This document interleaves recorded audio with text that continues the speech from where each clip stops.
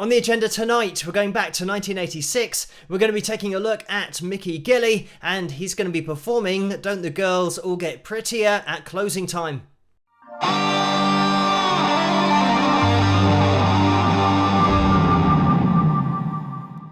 Hello, Phil here from Wings of Pegasus, and welcome to another analysis video. First of all, thank you for all of the messages requesting this video tonight following the sad news that Mickey passed away recently. We're going to jump straight into the performance and we'll watch it the whole way through and then get into the analysis afterwards. But let's see how Mickey gets on.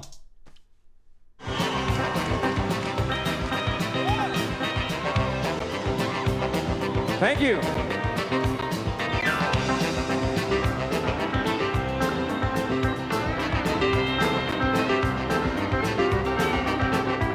Now the girls all get prettier in closing time. Now they all begin to look like movie stars. Now the girls all get prettier in closing time. When the change starts taking place, there's a glow on every face of the fallen angel of the backstreet bar. If I could rate them on a scale from 1 to 10, I'm looking for a 9 to 8 to work around. Drinks and I might slip to 5 or even 4. When tomorrow morning comes and I wake up with a number 1, well, I'll never do it anymore. Now the girls all get prettier in closing time. Now they all begin to look like movie stars. Now the girls all get prettier in closing time. And when the change starts taking place, they put the glow on every face of the fallen angel of the backstreet bar. Talking to you.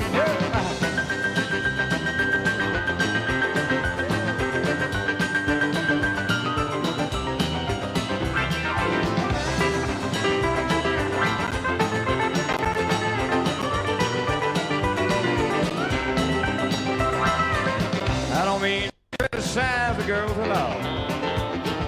I know Robert Redford, even Omaha.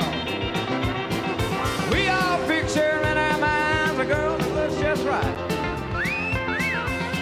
Ain't funny and ain't strange the way a man's opinions change when you start to face that lonely night. Now the girls all get prettier at closing time.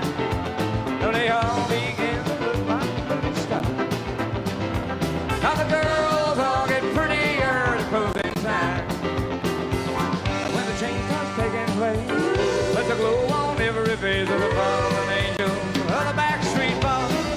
What I say, fallen angel of the backstreet bar. Yeah.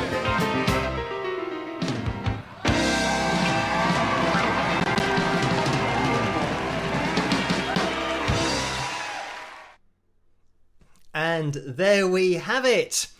So, I mean, with this performance, there is so much in there from, so many different angles.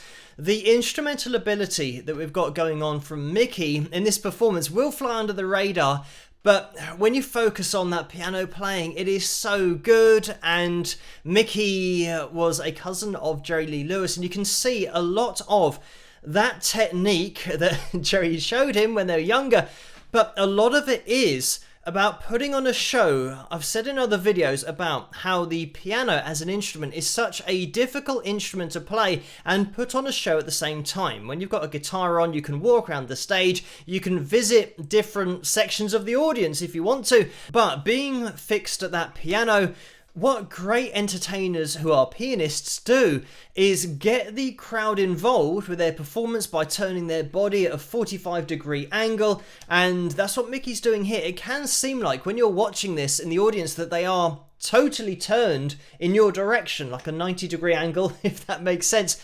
So it brings people into the performance. Eye contact is a huge thing as well, but it's just, and you'll be able to see in this performance the way that Mickey's right leg is totally open in order to allow that interaction with the crowd, but still playing at the same time. And to compare that with other ways of playing the piano, when somebody's playing a classical piece, for example, and it's really having to be concentrated on. They're going to be fixed in front of that piano. They're going to be concentrating. They're not turning and changing their technique for that point of entertainment, as well as being musically credible, which this certainly is, because of the level of ability that Mickey's showing here on piano.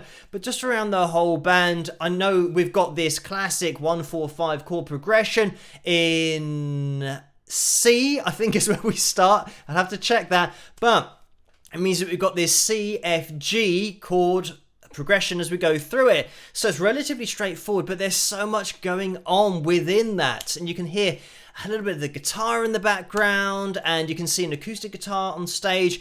There's so much, the backing singers as well. There's so much going on from the live performance perspective, but it's great because the energy is in there, the crowd are into it, and Mickey is just such an entertainer. You guys will know, if you saw the last live stream, that when Mickey's name was mentioned, I hadn't heard any of Mickey's music. I wasn't sure even how to say his surname, and I looked into it, and the reason that I've never heard of Mickey until a few days ago was because here in the UK he hasn't had any music released, not one single, not one album. So it's amazing to see, having now looked into his career, how huge he was over in the USA, how well known he was, and the amount of hits that he had in the country music charts throughout the 1970s, but then also at the beginning of the 1980s. He's got this conversational delivery to his vocal where he's just telling the story of the song, and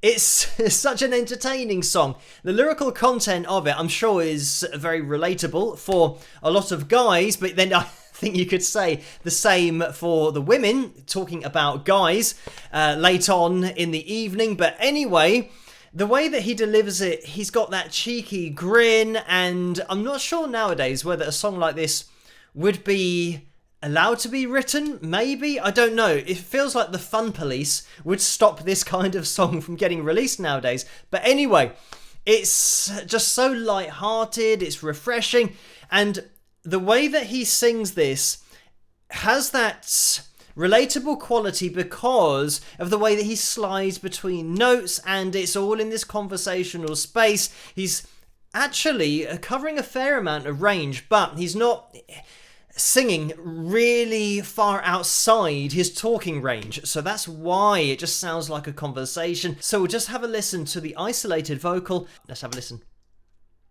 Now the girls all get prettier in closing time. I mean, straight away there, we've got this slide to that blues note rather than going major scale. So we've got this, on the girls, girls, like that, girls. A little slide, it's really cool, rather than going, girls, don't the girls all get prettier, na na na, which is major scale, was na, is taking it to that bluesy place. And they all begin to look like movie stars. Now the girls all get prettier at closing time. When the change starts taking place, there's a glow on every face of the fallen angel of the backstreet thought. If I could rate them on a scale from 1 to 10, I'm looking for a 9 to 8 to work around it. And again, breaking off there into more of the spoken word, not really worrying about the pitch, but just telling you this story. Few more drinks and I might slip to 5 or even 4. When tomorrow morning comes and I wake up with a number 1, well, I'll never do it anymore. And, I mean, just look at his grin. Looking to the other members of the band, questioning whether he himself is a number 4, and then saying about ending up with a number 1. Again, it's this cheeky grin, but it's just so well delivered. When you think about when he goes through the numbers, he's holding up his hand, he's showing a number 4 or number 3 and number 1. Even though he's playing piano, he's breaking away from that in order to put on more of a show, and a lot of players who are more strict might say, oh, well, no, you don't stop playing the instrument. You've got to keep the performance consistent on the instrument. But this is all about the appreciation of entertainment, because people want to see a show. They don't want to come and see somebody just look at the piano and play to the piano. They want to be engaged in the performance, and that's what Mickey does so well. But we'll just listen to it a little bit more. Now the girls all get prettier to closing time. Prettier. So that slide down again. So much sliding in here when you're now looking out for it. And with the isolated vocal, I did run it through the pitch monitoring software, but unfortunately we've got the backing vocals all the time, so it means that we didn't see that long vocal line of a slide, which we should have seen. So I'm sure you guys can imagine what that would look like on the vocal pitch monitor from the other videos that we've done. Just that whole slide down. And they all began to look like movie stars. Again, movie stars. And it doesn't really matter where that's going to, because it is more spoken than sung. But I do want to get into a bit of Mickey's history and career in this video as well. And you can imagine that having a cousin like Jerry Lee Lewis, it meant that a lot of attention was on Jerry and not so much on Mickey or on Jimmy Swaggart, who was his cousin as well. And Jerry showed them a few things on the piano, and you can certainly see some of that technique in this live performance. But in the 50s, when Jerry started becoming more popular, that's when Mickey then turned pro as a musician himself and recorded a few singles and did some work in the studio. As well as doing the session work in the studios, he was playing in bars and clubs. And fast forwarding to 1967, this is when he released his first album called Down the Line, and in 1970 he opened up his own club, and that was called Gilley's Club, and that was known for its honky-tonk music. And I think it had a mechanical bull in there as well, which was actually portrayed in the 1980 movie Urban Cowboy, which we'll get to a little bit later on. In 1974, Roomful of Roses turned into a #1 hit in the country charts for Mickey, but it was recorded as a bit of fun, and Playboy Records picked up on this recording, distributed it, and not only did it get to #1 in the country charts, but it made it into the top 50 of the mainstream charts. So this really started the ball rolling in the 1970s, and he would have many #1s during this period in the country music charts. He'd also record cover songs and release those, and his sound was really honky-tonk mixed with country or countrypolitan, which is country music that has a more commercial appeal, more production value to it, with strings in there, more harmonies, all that kind of stuff. So a little bit of a softer sound, trying to appeal to that mainstream market. But, I mean, this song that we've just watched was released in 1976, so he was having huge success. In the late 70s, this is when things started to just ebb away a little bit, because the sound was changing into this softer country sound, going more commercial. And it was in the early 1980s, actually in 1980, that he started to move with this change and just move with the times himself with his sound. So it was the song Stand By Me that was featured in the movie Urban Cowboy in 1980. And the popularity of the movie was matched by the popularity of this song. And it was a huge hit. It went to #1 in the country music charts, but it was a crossover hit. So it made it into the top 5 of the adult contemporary charts, as well as being a top 40 hit in the pop charts. So he had huge success in the early 80s in those charts with that song, but then continued in the country music charts with following releases. But just to put it in perspective, he had 17 #1 hits in the country music charts. He's got a star on the Hollywood Walk of Fame. And just a little bit more background, more recently in 2009, unfortunately, he was helping a friend lift a love seat that fell on top of him and crushed 4 vertebrae, which meant that he was unable to walk. He was paralyzed from the neck down. He underwent intensive physical therapy and he learned to walk again, and just a year later he returned to the stage. Sadly, he couldn't play piano the same way. He didn't have the same dexterity, unfortunately, but then continued to record up until 2018. But I mean, we can see in this video what a talented performer he was, such an engaging entertainer, and having that instrumental ability as well. Don't let that fly under the radar, because just a top pianist. But thank you guys for requesting this video for me to take a look at, and to take a look at Mickey's music. And it's been great to just jump into his music over the last few days and just learn about his career and all of the things that he did achieve.